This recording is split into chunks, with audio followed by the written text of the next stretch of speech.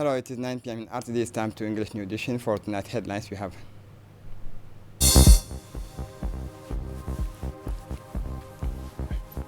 President Gele returns home after attending the African Energy Summit in Tanzania. Africa Energy Summit, the head of state attends the African Energy Summit. Mission is 300.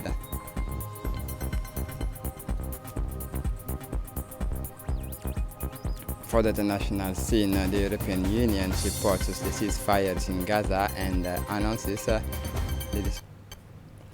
Welcome to our newsroom. President Gele returns to the country after his participation in the African Energy Summit in Dar es Salaam. The President of the Republic, His Excellency Ismail Omar Gele, returns to the country this Tuesday early in the evening after his participation from 27 to 28 January 2025 in the African Energy Summit, which took place in Dar es Salaam, Tanzania. This summit immediately served as a renewed opportunity for African head of state and government to reaffirm the determinations of their countries to access, in view of the negative consequences posed by the phenomenon of climate change, insufficient for renewable energy resources. This meeting then took the form of a general plea of support for the definitive realizations of Mission 300, the initiative aimed at partially bringing the energy divided on the continent through access to electricity for some 300 million African nationals by 2030. And the President of the Republic, His Excellency Ismail Omar Gele, also the current President of IGAD, participated this morning alongside the more than 10 head of state and government of the African continent in the Mission 300 summit held at the Julius Nyerere International Convention Centers in the city of Dar es Salaam in the United Republic of Tanzania. This summit is an initiative of hope in the field of energy for the African continent. It is for the head of state and government as well as the experts of the sector gathered to accelerate an ambitious process aimed at providing clean and affordable energy for 300 million Africans by 2030. The Mission 300 Summit is a strategic meeting for the energy future of the African continent around the common vision is to ensure sustainable energy independence for Africa. The President of the Republic, Ismail Omar Gele, accompanied by a large delegation composed of the Minister of Foreign Affairs, Mahmoud Ali Yusuf, the Minister of Energy, Yunus Ali Geddi, and our ambassador in Tanzania, but resident in Kenya, Yasin Almi Bouha, our representative to the African Unions, also ambassador of the Republic of Djibouti in Ethiopia, Abdi Mahmoud Eibe, the diplomatic advisor, Ambassador Fathia Jama Udin, and her communication advisor, Naguib Ali Taher, took part in this summit of capital importance for the African people. This summit, entitled Mission 300, allows to African continent to catch up in the field of energy by allowing some 300 million African households among the 600 million Africans still living in the dark to have clean and affordable electricity by 2030. In his speech, the President of the Republic, Ismail Omar Gele, recalled that the energy issue is a vital challenge for Africa. He stressed the need to transform Africa's energy autonomy for an aspiration to an immediate reality. According to him, the future of the African development rests on reliable, sustainable, and equitable energy. The President highlighted Djibouti's progress in this area, citing in particular that 85% of the country's energy need are covered by renewable energy. This includes the Gubet wind farms, which currently produce 60 megawatt, which prospect for expansions, and the import of hydroelectricity from Ethiopia. He also announced the upcoming inaugurations of the country's first solar power plant in Grand Bara, with the initial capacity of 25 megawatt, and highlighted ongoing project to develop geothermal, tidal, and biomass solutions. However, he denounced the challenges facing African countries, including the lack of concrete financial support from the international community, despite the promises made to help the continent address climate challenges. Our states are taking on considerable debt to implement a resilient energy strategy while the financial support promised remains largely theoretical. He said President Gele also called for a new, more equitable international economic order tailored to the specific needs of African countries. The summit was also an opportunity to promote the Mission 300 initiative, which aims to extend access to electricity to 300 million Africans by 2030, while addressing solutions to reducing the energy divided between African nations. The summit's final declaration highlighted several major objectives, including a significant reductions in CO2 emissions, the preservation of natural ecosystems, the acceleration of structural reforms in the energy sector, strengthening regional cooperation on infrastructure, and creating millions of jobs in the clean energy sector. On the sidelines of the Mission 300 summit held in Tanzania, the President of the Republic, Chairman of IGAD, His Excellency Ismail Omar Guelleh, had a meeting with his counterpart, the President of Comoros, Mr. Azali Assoumani. The two heads of state discussed several topics of common interest, including the importance of this summit in order to accelerate an ambitious process aimed at providing clean and sustainable energy for 300 million Africans by 2030. During these exchanges, the two presidents also discussed ways and means to further strengthen bilateral relations and the main climate challenges facing the African continent. The discussions were then extended to the issues of the candidacy of the Minister of Foreign Affairs for the seat of the President of the African Union Commission, which will take place next February. It should be noted that the Republic of Djibouti and the Union of Comoros shares a significant set of values, including the high ability to guarantee peaceful coexistence between several cultural components. On the sidelines of the Mission 300 summit in Tanzania, the President of the Republic, current Chairman of IGAD, His Excellency Ismail Omar Guelleh, also had a meeting with his counterpart of Somalia, the President of Somalia, Hassan Sheikh Mahmoud.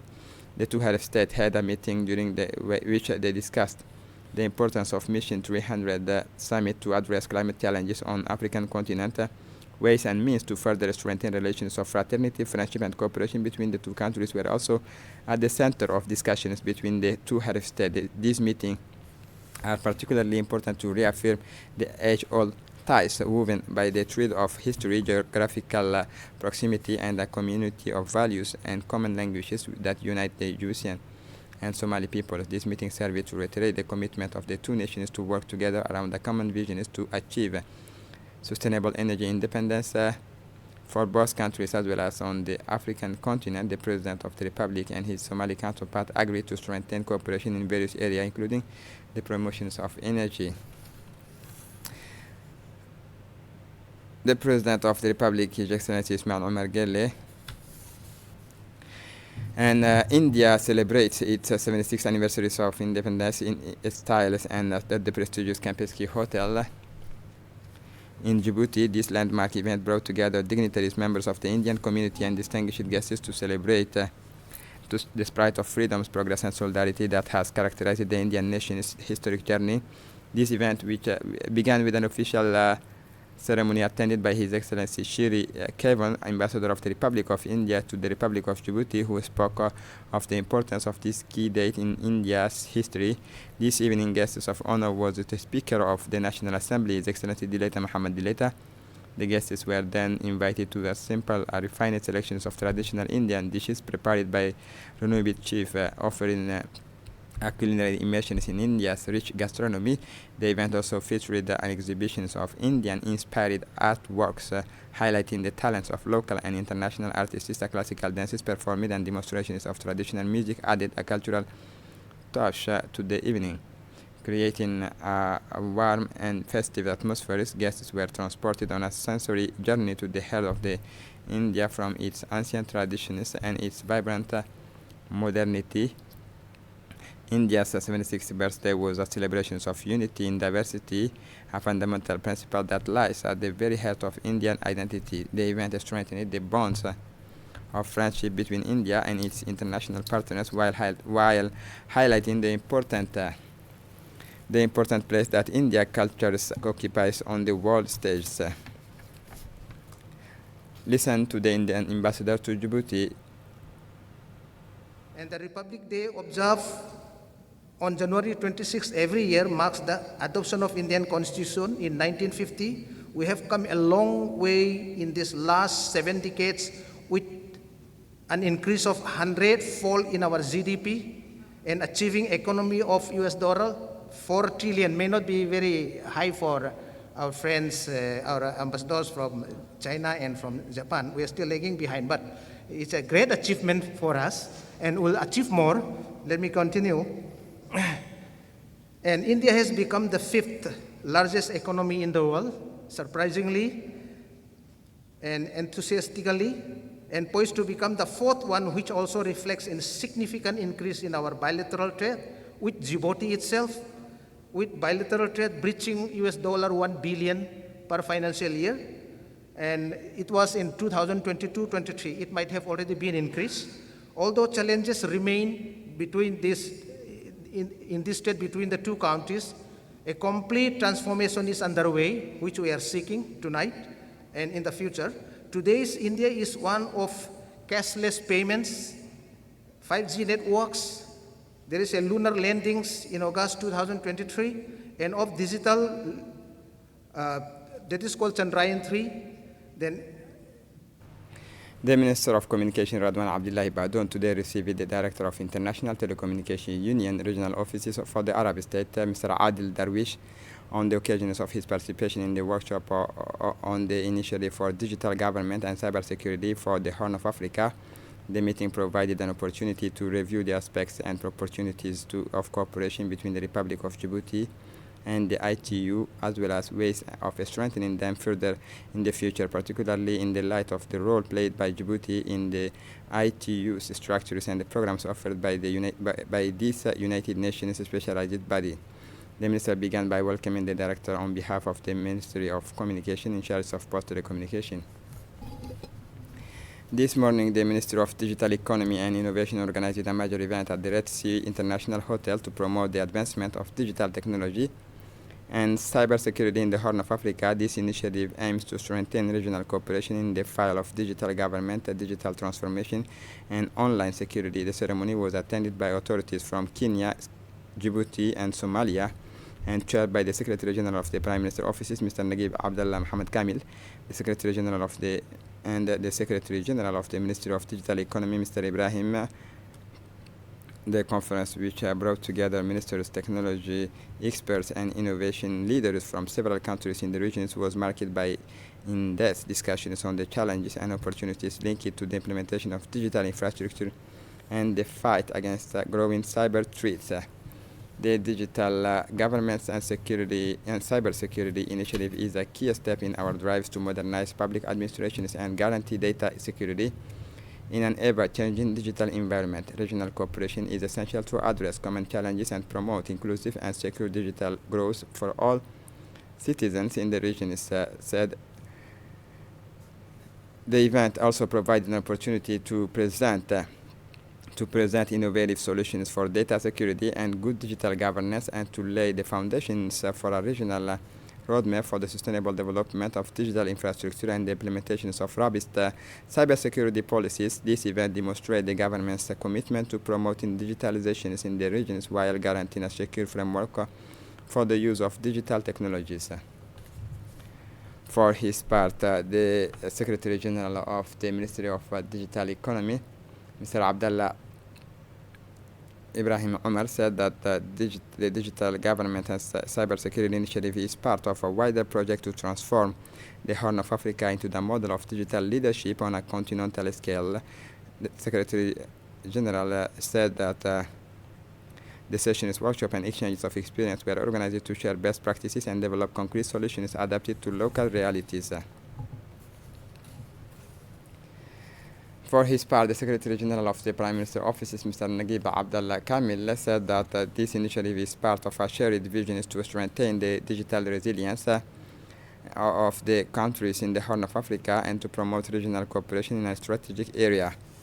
He said that the Digital Government and Cybersecurity Initiative is a key step in our drive to modernize public administration and guaranteeing data security in an ever-changing digital environment. Regional cooperation is essential to address common challenges and promote inclusive and secure digital growth for all citizens in the region.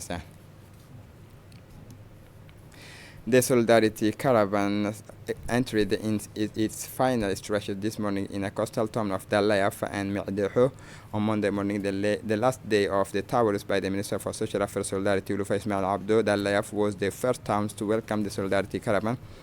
The minister was welcomed on site by the prefect of the Obok region, Musa Adam Migane, the president of the regional council, Mohammed Hamad Ismail, and all the region's member of parliament. The people of Dalayaf were particularly mobilized for the occasion. Is on the spot. The Minister of Social Affairs Solidarity inaugurated the brand new community center in Dalayaf to the applause of the inhabitants of this coastal town, some 30 kilometers from the capital.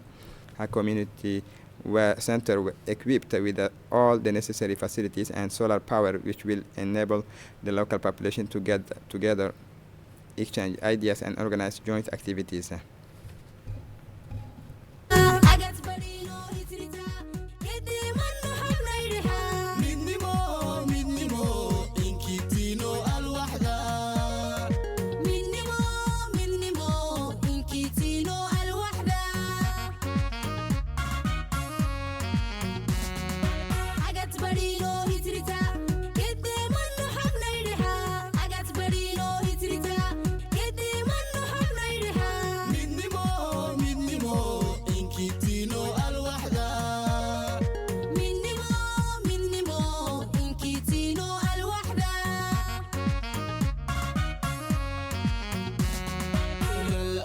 وزارتنا انتم للشعب حاضر في شؤون الاجتماعي دائما الشعب عند المخاطر بالخير والعطاء تغدو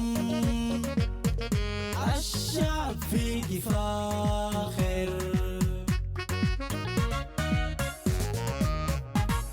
إلى الأمام وزارتنا انتم للشعب حاضر في شؤون الاجتماعي دائما الشعب عند المخاطر بالخير والعطاء تغدو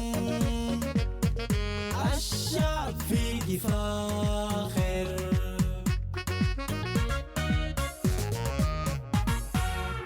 بحكمتكم الوزارة أنجزت إنجاز زاهر شعبنا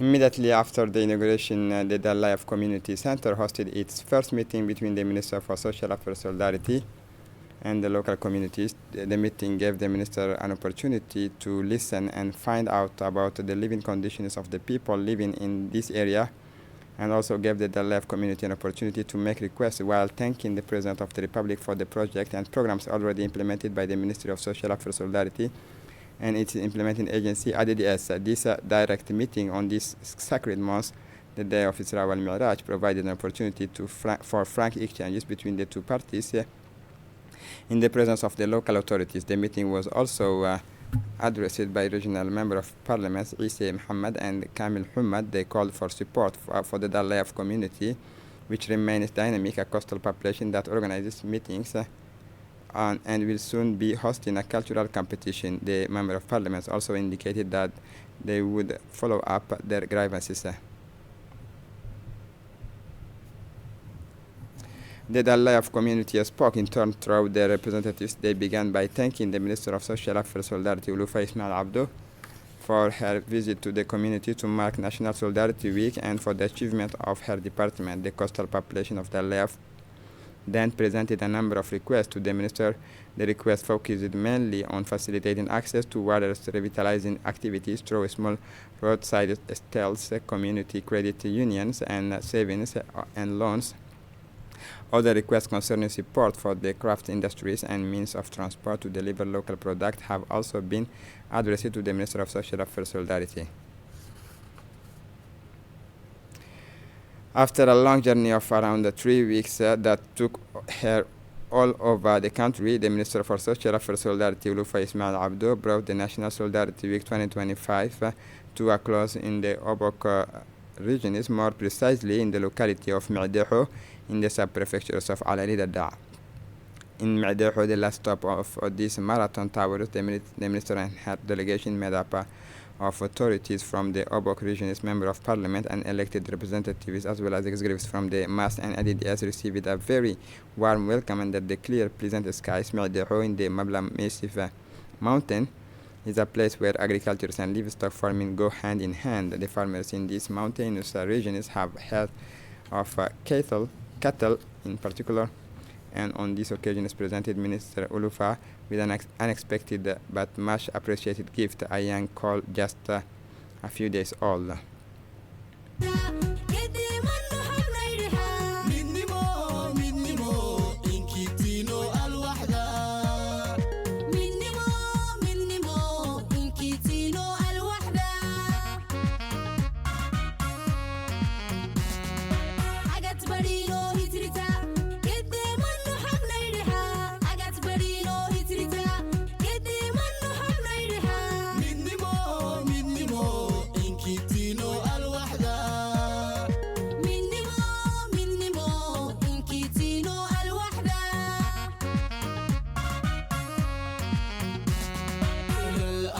وزارتنا انتم للشعب حاضر في شؤون الاجتماعي دائما الشعب عند المخاطر بالخير والعطاء تخدم الشعب في فاخر الى الامام وزارتنا. The highlight of this visit by the Minister for Social Affairs Solidarity, Ulufa Ismail Abdo, was the meeting with the community of Ma'deho. The village's large tree was the venue for meeting with the representatives of the local communities expressing their thanks to the Minister for her visit. The main aim of the visit was to discuss and exchange ideas directly with rural communities, in particular to find out about their living conditions and find appropriate solutions to improve them by registering their request for direct access to basic social services through the Solidarity Caravan. The local meeting helped to improve understanding of local realities and enable the Ministry of Social Affairs Solidarity to gain a better understanding of the day-to-day challenges faced by the population in order to support them and lift them out of precariousness through appropriate programs.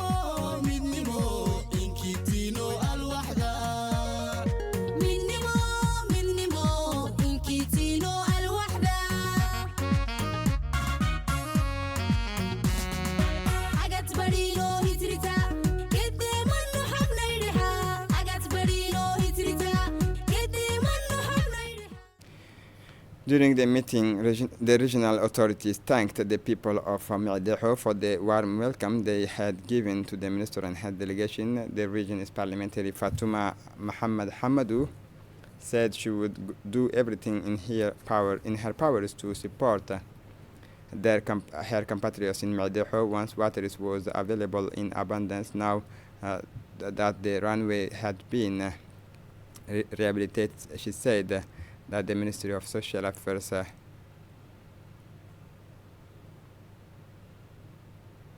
the region's authority said that the parliamentary Fatuma Muhammad Hamadou said she would do everything in her powers to support her compatriots in Ma'deho once water was available in abundance. Now that the runway had been rehabilitated, she said that the Ministry of Social Affairs Solidarity. The Minister of Solidarity provided clear and concise answers to these questions and promised to provide. The Minister of Social Affairs Solidarity, Ulufa Ismail Abdo, provided clear and concise answers to these questions and to provide solutions as soon as possible following the example of the localities and the setting up of hundreds the setting up of 1 million our fund to the Solidarity Community Fund for the unexpected and emergency within the villages, but also one other fund worth to 1,800,000 francs which help the people of Mildeho to set up income-generating activities. The minister took due note of her compatriots' request and spoke at length with them about the activities and carried out by Mildeho and their most urgent needs. For the international scene, UK, the United Kingdom has rejected the propositions of Donald Trump after 1 week after the entry into the services. The 19th January, the ceasefires of the Gaza suspended the genocide war until Israel until 7 October and killed more than 57,300 Palestinians, but the majority of women and children, and injured more than 111,400 others. The Israeli attack caused more than 11,000 disappear, and the destruction is massive, provoked by the catastrophic humanitarian in the world. And in the Ivory Coast, Cote d'Ivoire with Cameroon, Morocco, and Mali, the fuel draw for the Africa Cup of Nations. The draw for the 2025 African Cup of Nations took place on Monday at the Mohammed V National Theatre in Rabat, Morocco. The competition's hosts will open the competitions against the Comoros on 21 December before taking on Mali. Cote d'Ivoire will take on Cameroon. The 24 countries that have qualified for the African Cup of Nations to be held in Morocco from 21 December 2025 to 18 January 2026, and now their opponents. The draft took place on Monday evening at the Mohammed V National Theatre in Rabat, Morocco, with Mustafa Hadji, Serge Aurier, Aliou Cissé, and Joseph Yobo all taking part. Morocco, the host countries, will open the competitions against the Comoros on 21 December in Rabat. Ashraf Hakimi and his compatriot will then take on Mali. In Group F, Cote d'Ivoire will take on Cameroon. The CAN 2025 groups: Group A, Morocco, Mali, Zambia, Comoros. Group B, Egypt, South Africa, Angola, Zimbabwe. Group C, Nigeria, Tunisia, Uganda, and Tanzania. Group D, Senegal, Democratic Republic of Congo, Benin, and Botswana. Group E, Algeria, Burkina Faso, Equatorial Guinea, and Sudan. Group F, Cote d'Ivoire, Cameroon, Gabon, and Mozambique. And this is it for the news. Thanks for watching us. Have a good evening.